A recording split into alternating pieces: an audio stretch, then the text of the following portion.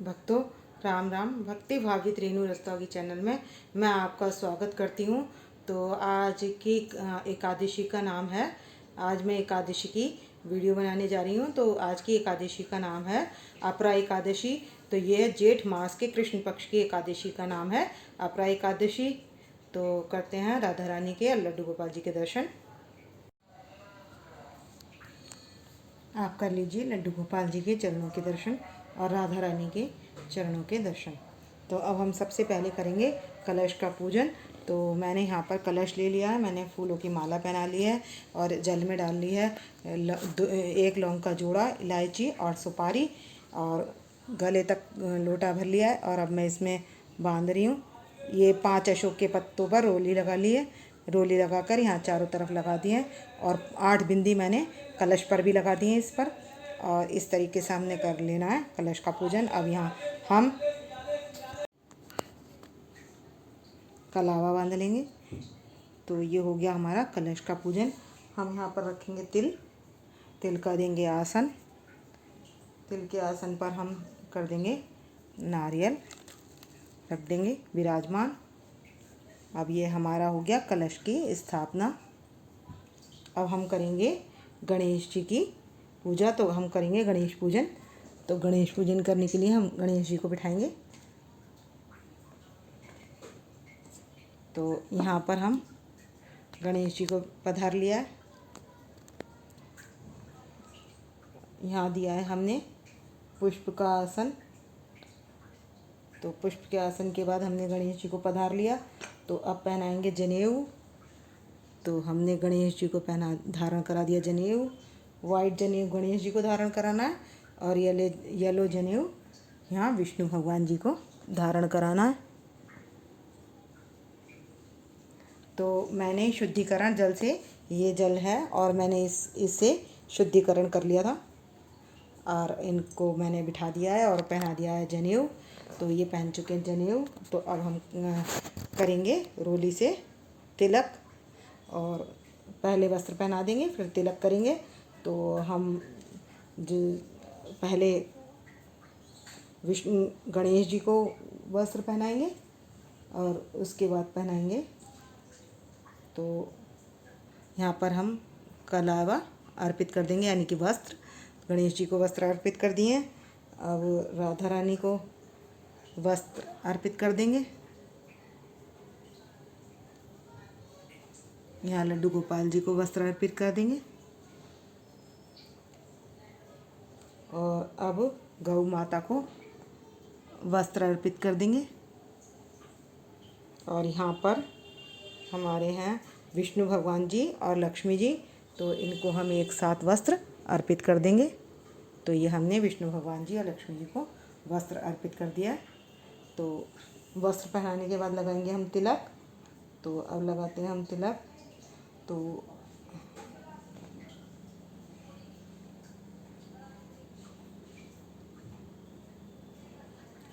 अब गणेश जी के तिलक लगा देंगे, राधा रानी के तिलक लगा देंगे और गौ माता के तिलक लगा देंगे और लक्ष्मी माता के तिलक लगा देंगे।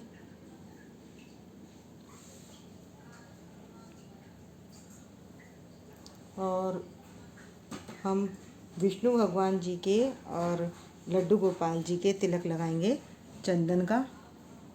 तो ये लगा दिया हमने चंदन का तिलक। राधा रानी के भी लगा देंगे चंदन से बिंदी। तो राधा रानी के भी लगा दिए। और अब विष्णु भगवान जी के लगा देंगे चंदन से तिलक। तो ये हमने चंदन से तिलक लगा दिया है। अब हम इनके आगे कर देंगे पुष्प अर्पित। तो मैं पुष्प अर्पित करती हूँ।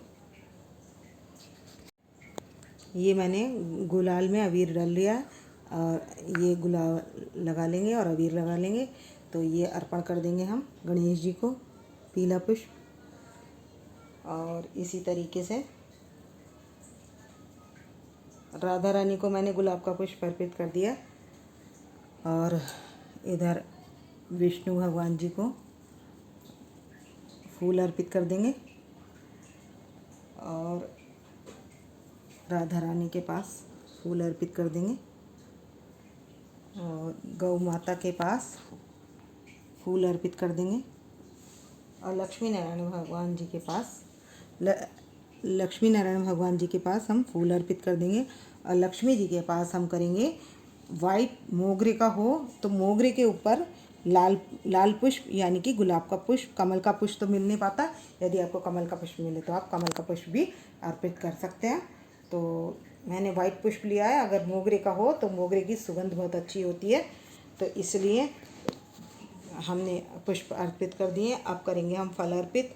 तो फलों में हमने करना है रसीले फल अर्पित करने हैं। तो रसीले फल तो मैंने ले ली, यहाँ पर हमने भोग के लिए रख देना है ये अंगूर,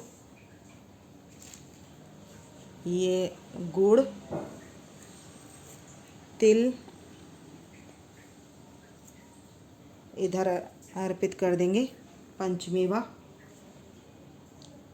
और रसीले फलों में खरबूजा, खीरा, ये रसीले फल हैं तो हम ये अर्पित कर सकते हैं।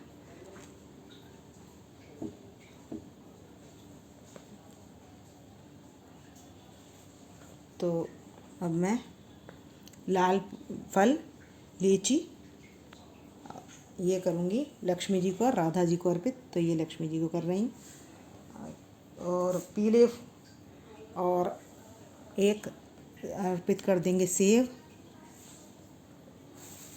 और यहाँ गणेश जी को अर्पित कर देंगे फल और ये लड्डू गोपाल जी के पास अर्पित कर देंगे और लक्ष्मी नारायण जी के पास आम अर्पित कर देंगे और गौ माता के पास आप केला भी अर्पित कर सकते हैं, लेकिन पीले फल और पीले पुष्प इसका ज़्यादा महत्व है। तो आज की एकादशी का नाम जैसे आपको पता ही है अपरा एकादशी, तो ये इस अपरा जो आपके कष्ट हैं उनको दूर करे, तो उसके लिए है। तो हमारे कष्ट, सारे कष्टों को दूर करने वाली है अपरा एकादशी। तो इसके करने से क्या क्या फल मिलता है, क्या क्या होता है, तो वो पता चलेगा कि वाजपेयी यज्ञ का फल भी इसी एकादशी के करने से मिल जाता है। तो अब हम कर लेंगे दीप प्रज्वलित।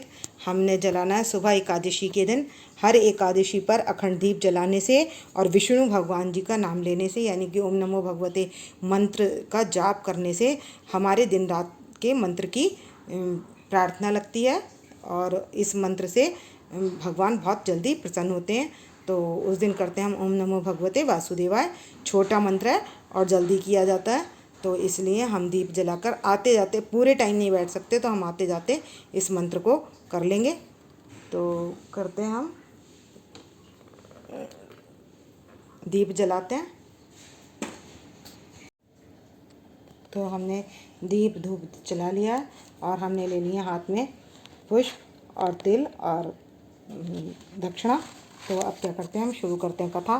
तो अर्जुन से कहते हैं कृष्ण जी कि हे पार्थ, अर्जुन पूछता है भगवान कृष्ण से कि अपरा एकादशी के व्रत की क्या कथा है और इसका क्या महत्व है और किस देवता की पूजा की जाती है। तब कहते हैं कृष्ण जी, हे पार्थ, ज्येष्ठ मास में कृष्ण पक्ष की एकादशी अपरा एकादशी है। ये अपार धन पुण्य देने वाली है, पापों को नष्ट करने वाली है। इसके करने से इस लोक में प्रसिद्धि होती है। इस व्रत के प्रभाव से ब्रह्म हत्या, भूत योनि, दूसरे की निंदा आदि से उत्पन्न पाप नष्ट हो जाते हैं। इतना ही नहीं, स्त्री गमन, झूठी गवाही, असत्य भाषण और झूठा वेद पढ़ना, झूठा शास्त्र बनाना, ज्योतिष द्वारा किसी को भरमाना, झूठा वैद बनकर लोगों को ठगना, इस प्रकार के दो पाप भी इस एकादशी के करने से नष्ट हो जाते हैं और अंत में स्वर्ग की प्राप्ति होती है। जो शिष्य गुरु से विद्या ग्रहण करते हैं परंतु बाद में निंदा करते हैं, वे अवश्य ही नरक को जाते हैं, लेकिन इस अपरा एकादशी के व्रत करने से वो भी स्वर्ग को चले जाते हैं। जो फल तीनों पुष्कर में स्नान करने से, कार्तिक में स्नान करने से, गंगा जी के तट पर पितरों का पिंडदान करने से मिलता है, ये वही फल अपरा एकादशी के व्रत करने से मिल जाता है। सिंह राशि वालों को बृहस्पति के दिन गोमती नदी से स्नान करने से और कुंभ में केदारनाथ जी के दर्शन करने से तथा बद्रिक आश्रम में रहने से, सूर्य चंद्र ग्रहण कुरुक्षेत्र में नहाने से जो फल मिलता है वो इस अपरा एकादशी के व्रत करने से मिल जाता है। तो अपरा एकादशी का बहुत महत्व है। वैसे तो हर एकादशी अपने आप में बहुत महत्वपूर्ण होती है, लेकिन अपरा एकादशी सभी पापों का नाश करने वाली है। हाथी घोड़े के दान देने से, यज्ञ में स्वर्ण दान देने से जो फल प्राप्त होता है वो अपरा एकादशी के व्रत के फल के बराबर होता है। गौ व भूमि स्वर्ण दान करने से जो फल प्राप्त होता है वो अपरा एकादशी के व्रत करने से मिल जाता है। पाप रूपी वृक्षों को काटने के लिए कुल्हाड़ी के समान है, पाप रूपी अंधकार के लिए सूर्य के समान है। अतः मनुष्य को एकादशी का व्रत अवश्य करना चाहिए। इस व्रत में ये सब व्रतों में सबसे श्रेष्ठ है। अपरा एकादशी के दिन भक्ति पूर्वक विष्णु भगवान का पूजन करना चाहिए, तो अंत में विष्णु लोक की प्राप्ति होती है। मैंने अपरा एकादशी का लोक हित वाली कथा आपको बता दी है। इसके पढ़ने से और सुनने से समस्त पापों का नाश हो जाता है। तो ये थी अपरा एकादशी की कथा। तो अब हम नाम ले लेंगे 24 एकादशियों के नाम। उत्पन्न एकादशी, मोक्ष एकादशी, सफला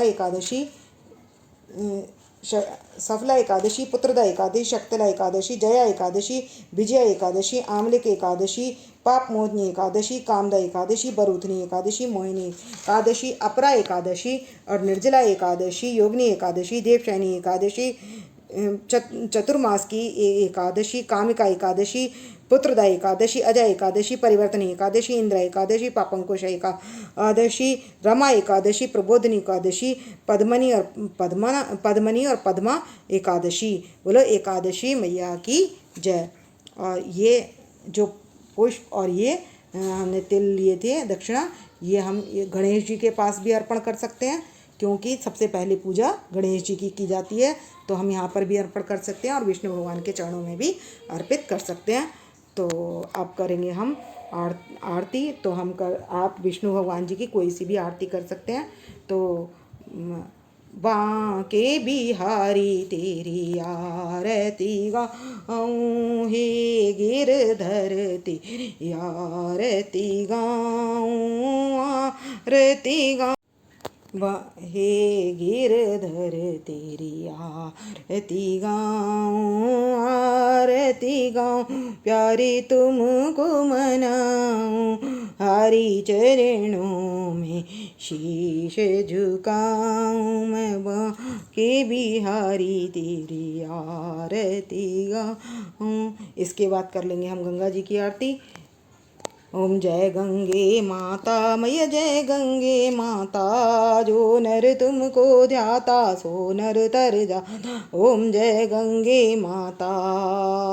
गंगा जी की आरती करने के बाद हम क्या करेंगे, आरती हमारी हो चुकी है तो हम जल से छींटा लगाकर इसको ठंडी कर लेंगे और देवताओं को दे देंगे। देवताओं को देने के बाद बाद में जोत हम बाद में ले लेंगे। उसके बाद हम पहले करेंगे क्षमा प्रार्थना, और क्षमा प्रार्थना करने के बाद लगाएंगे भोग। तो कर्पूरी गौरम करुणावतारम संसारी सारम भुजगेन्द्रहारम सदा वसंतम हृदयारविंदे भवम भवामी सहितम नमामि। अब हम घंटी बजाकर लगा देंगे भोग।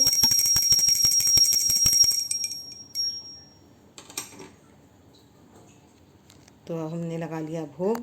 तो आपको यदि मेरी वीडियो पसंद आए तो प्लीज़ लाइक करें, सब्सक्राइब करें और शेयर करना ना भूलें। भक्तों राम राम, राधे श्याम। ये एकादशी 26 मई की है।